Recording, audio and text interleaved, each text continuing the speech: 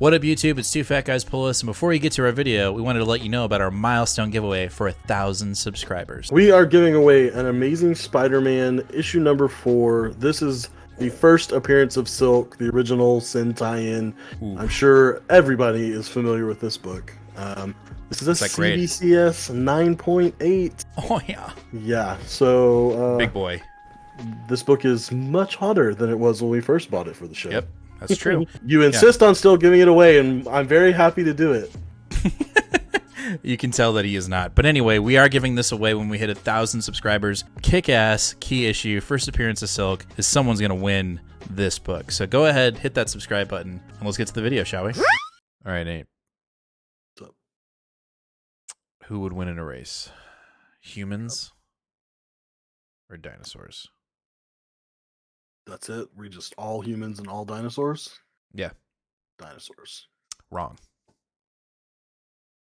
Is this going to be because dinosaurs are extinct and they're just Correct. Correct. Let's start the show. Let's go. Semantics are fun. What up, YouTube? It's Two Fat Guys Pull Us. We've got another new Comic Book Day video for you for the week of September 6th. That's right. We are in a new month. Mm-hmm.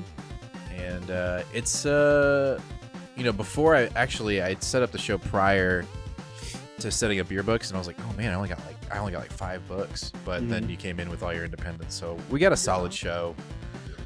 Here we go. Let's get it cooking. Let the guy cook. All right. So we got Immortal X-Men issue number 15. I don't know. I don't know what. I just don't know. Like this book, much like the X-Men, are kind of in limbo. Yep. Or the mutants, and it looks like we're going back to the desert, and we're asking the question: how long can we survive this fall? Or at least that's what the solicitation says. I really don't know what to expect with the book. It's felt like Immortal, this is the weirdest thing to say right now, is kind of floundering a little bit. It kind of feels like Karen Gillan is in the passenger seat while Gary Jerry is just full throttle driving and steering this boat. I know I've got a bunch of different analogies there, but I think it makes sense. It does. Well, it felt like this book from its inception was a really big focal point leading into Sins of Sinister, and even helping us along through his early part of Judgment Days, which is the really early part of this book. But it feels like since then, what gave this book its identity, which was essentially hyper focusing on each individual member of the council. Now that council is fully dissolved and gone, it feels like part of this book's identity is gone. Yeah. And the book has struggled a little bit because of that. I would agree with that. Now, if we get what's happening on this cover, if that happens, which is essentially a rabid Wolverine kind of taking out the mutants in the desert, and then they can't be brought back to life, then color me intrigued. That sounds pretty cool. I doubt whatever's going on in this cover is actually going to happen in the book. But hey, we've been surprised before, right? We have. Also, we have an artist change just for this issue. Not Lucas Warnock like usual. We have Paco Medina, which I think is a very good switcheroo there. It's not going to be too bad of a switcheroo, but just for people that care. I'll trust you. All right, after that, we have Moon Knight, issue number 27. This book has been, it's still decent. This book has been fun. We've been really playing with this idea of the Moon Knights dying and coming back not as full as themselves as they usually are. You know, when they die, a little bit of piece of them kind of dies with them.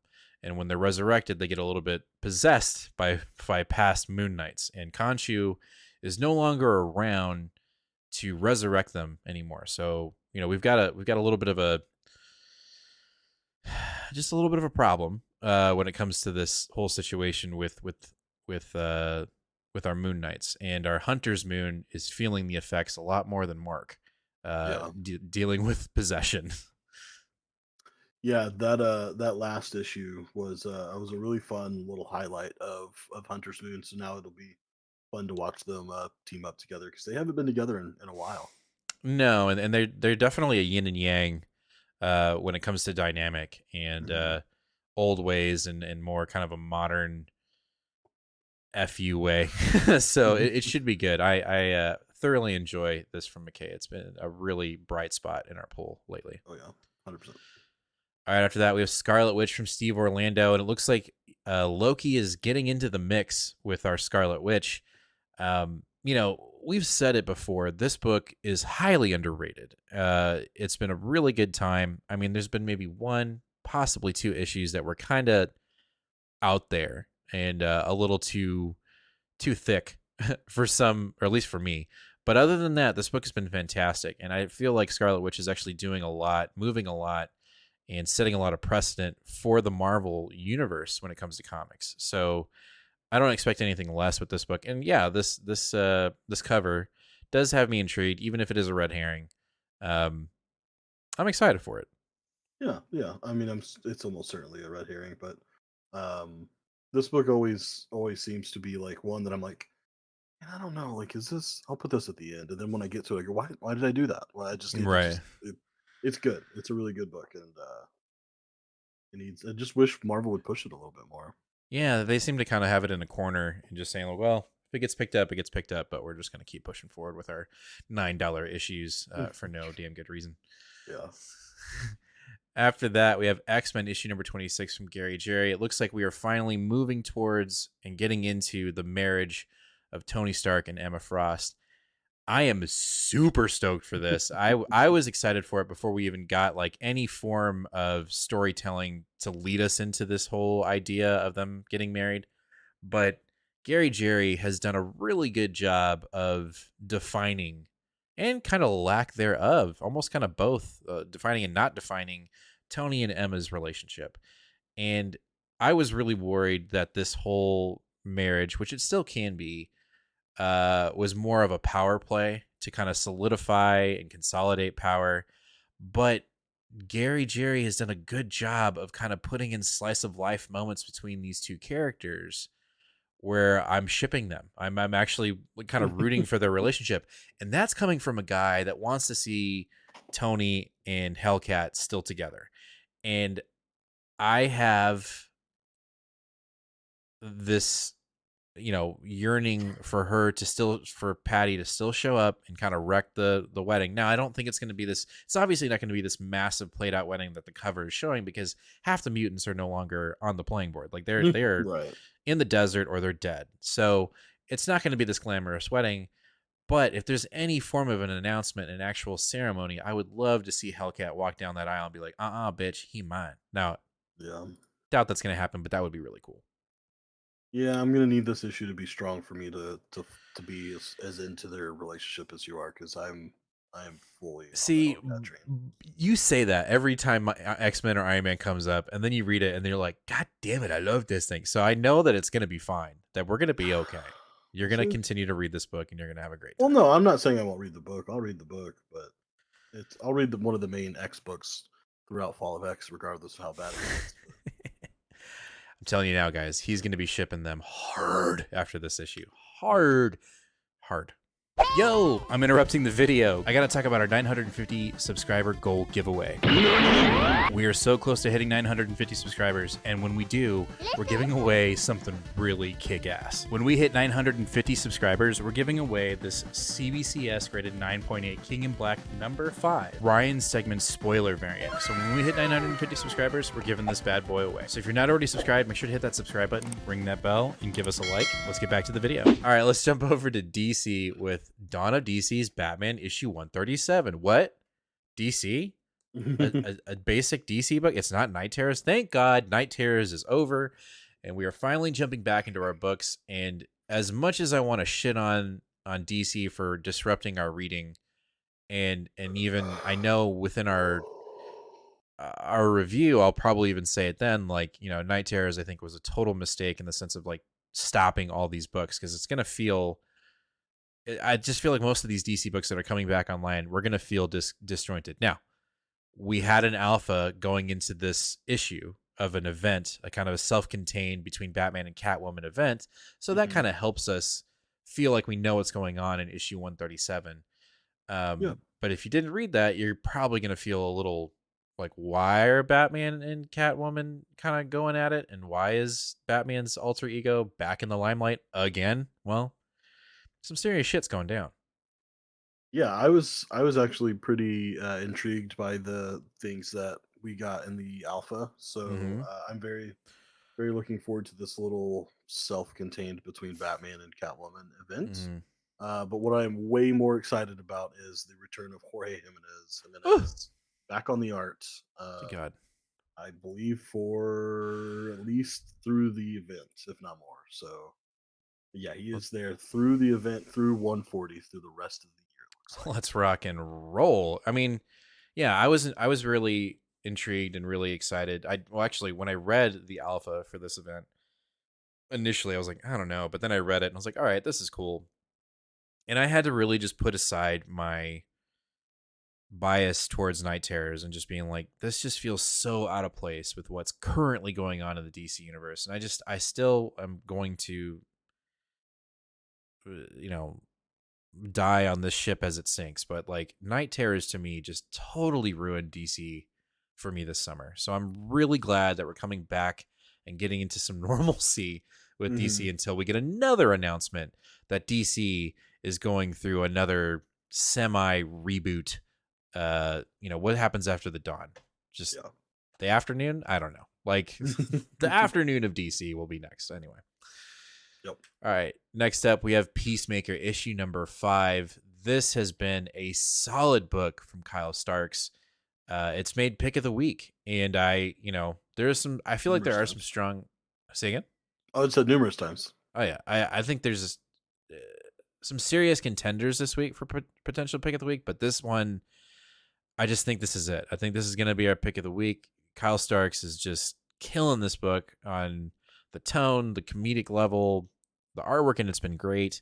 Mhm. And like you mentioned before the show started, we have some killer covers, and one of them is a Daniel Warren Johnson variant. Yeah, it's gonna be. I don't know that I'm gonna be able to resist that one. I I know, man. might have to get that one. And I'm already picking up, like I have on the screen, the movie poster variant, Mhm. so it might be an expensive week when it comes to DC books. Right. All right, after that, we have Steelworks issue number 4. You have been having a really good time with this book. Yeah, yeah. This book fits perfectly into the entire overall Superman storyline that we're telling here. We're getting the formal introduction of this bad guy as Silver Mist in this issue, Mm-hmm. but I think we're also going to see how his disruption in the overall Steelworks plan is going to affect Metropolis, not just in this book, but probably in other books as well. Okay. Yeah, this has been a really fun little mini series that I think, looking back on this era of the dawn of DC, I think people are going to say, "Hey, you need to read Steelworks too to fully understand what was going on," which I'm really liking. Yeah, that's always a fun thing when you can incorporate other books into the mythos for sure. Yep. All right, jumping over to our independence review yeah, with Boom Studios' Hunt for the Skin Walker Yeah, by Zach yeah, Thompson. yeah. So the part of the thing that even brought me here in the first place was Zach Thompson. I'm a fan of his work. I'm especially a fan of his Twitter accounts. And yeah, he also he was one of the creators most affected by this like aftershock bullshit that happened. I believe Oh yeah, actually he didn't say outright. I believe this is a book that was picked up and was supposed to launch with Aftershock, but instead he was able to retain the rights to it and take it to Boom. good for Boom. Yeah, good for But him too. yeah, regardless of that though, this is just kind of the whole package for me. It's a writer I like. It's a Martin Simmons, Department of Truth cover. It's horror. It's conspiracy theories. It's just all of that sort of perfect spooky stuff for the spooky season starting. So yeah, Also, and it's it's a a Boom number one. it's a Boom number 1. It's a Yeah, Boom we got number to one. say thank goodness it's a Boom number 1. So we'll be picking this one up 100%, and probably riding it all the way through, no matter how good or bad it gets. Alrighty. Plug this one in to give you your Department of Truth fix. very much same vein as Department of Truth. All right, sounds good. All right, jumping over to Image, we got Sacrificers issue number 2. Issue number 1, I think, was your pick of the week, was it not? Issue 1 was my pick of the week. Yeah, Yeah. I felt like that was one of the most pure fantasy comics I had read in quite a while. Probably on par, I would say, with oh gosh, what's the Tinian book? Wind. Wind. Thank you. Yeah, I would say it gave me the same feel as Wind from a first issue for sure. So I'm very excited. We've got two very different stories. You know, one story we're following is the daughter of the king, and the other story that we're following is the sons of a peasant family who is essentially getting conscripted in some sort of way into Mm-hmm. the kingdom. So we're going to kind of see how those two, probably meet or interact or have something to do with each other. But the art for this one is really Mm-hmm. kind of like set itself apart. But the story, I mean, it's Rick Remender, so Right. it's going to be good. That's Are what I you remember the most. I picking this up? remember, I don't know yet. It's going to be a game time decision for me, but I do remember the artwork being freaking awesome. Yeah. So I'll have to give it a little bit of a skim through before if I decide to pick it up or not. All right, after that, we have our last book of the night, and that is Swan Song, issue number what? 3? Is this 3? This is issue 3. Yeah, this is issue Yep. 3 of 6. So yeah, uh, issue number 2 got my pick of the week, and it was a Man. absolute, absolute brutal book. Like Right. absolutely brutal book. Right. So the whole premise of these are various stories about the end of things. So the first one was the end of the world. The second one was the end of a marriage. The third one, it looks like, um, is going to be the end of. It's saying the end of the world, but it's more look.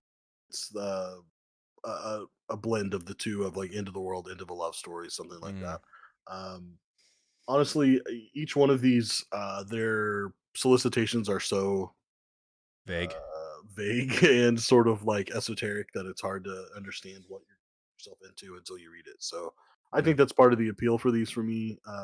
If you've read anything by W. Maxwell Prince and you're not reading this, and you enjoy his work, you're probably making a mistake because this is peak Maxwell Prince. Like this is exactly what he's known for. So if you right. want your comics to make you sad and emotional, then this. Well, it's a pretty heavy week for potential picks of the week, especially in your end, man. I don't know how you're going to do it. I don't know how I'm going to do it either. Yeah, it looks like we were really going independent heavy this week on potentials, but who knows? Peacemaker might get in there and get me with the funnies. That's always a good thing for sure. All right, well, that's going to do it for this week's new comic book day video for the week of September. Forgot already. 6th. Let us know down in the comments, what are you picking up today? What are you going to read first? And what's your potential pick of the week? Let us know down in the comments. We'd love to know. As always, make sure to hit that subscribe button, ring that bell, and give us a like. It's much appreciated as we are on the way and very close to hitting 1,000 subscribers. We're also on the way to hitting 950 subscribers, but we can't do that without your support. So if you're not already subscribed, make sure to hit that subscribe button so you don't miss any of this great, awesome, best, amazing content that is Two Fat Guys Pull Us. We are the best comic book show on YouTube, hands down. Like, no one would say otherwise. So don't miss out. Don't miss a thing. Hit that subscribe button. We'll see you guys live this Sunday at 8 o'clock p.m. Central Standard Time, where we'll review all these books and more. We'll have a silly goose time, chat with chat, and we're just gonna cook, man. We're just gonna cook and hit the vibe, just chilling. Wow, you said those words. I said those words. As always, fam, be kind to one another and read more comics. Later.